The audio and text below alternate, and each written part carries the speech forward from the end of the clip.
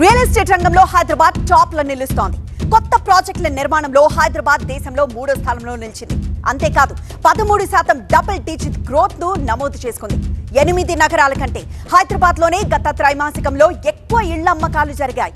మరోపక్క ఇళ్ల ధరలు చదరపు అడుగుకు 7 నుంచి 19% పెరిగి దేశంలో 3వ స్థానంలో నిలిచింది. దేశంలో అభివృద్ధి పదంలో రియల్ ఎస్టేట్ రంగం దూసుకువెళ్తోంది. హైదరాబాద్ టాప్ నగరాల్లో ఒకటిగా నిలుస్తోంది. 2030 నాటికి భారత్లో రియల్ ఎస్టేట్ ఇండస్ట్రీ $1 ట్రిలియన్ చేరుకుంటుందని అంచనా.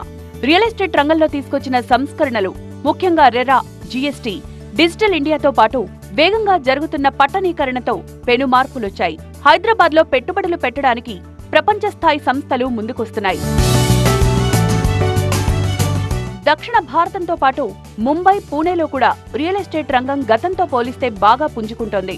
కొత్త ప్రాజెక్టుల విషయానికొస్తే హైదరాబాద్ దేశంలో 3వ స్థానంలో నిలిచింది. 27% కొత్త ప్రాజెక్టులతో ముంబై నెంబర్ 1 గా నిలిస్తే పూణే 18.7%తో 2వ స్థానంలో నిలిచింది. హైదరాబాద్ 13.6% కొత్త ప్రాజెక్టులతో 3వ స్థానంలో నిలిచింది.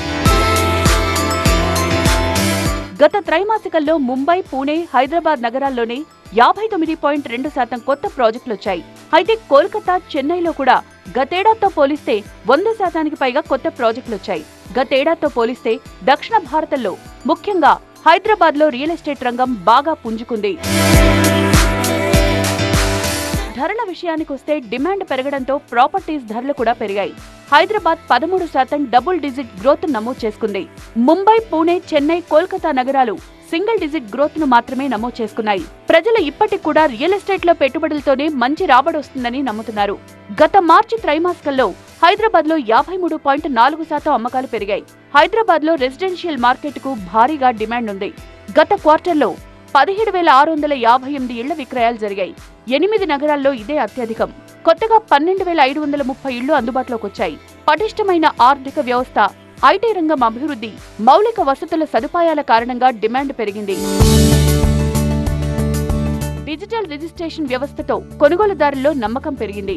ఓల్డ్ సిటీ మెట్రో, RRR నిర్మాణంతో కొత్త ప్రాజెక్టులు అందుబాటులోకి రానున్నాయి. చాలా పెద్ద కంపెనీలు హైదరాబాద్ లో కొత్త నిర్మాణాలు చేపట్టాయి.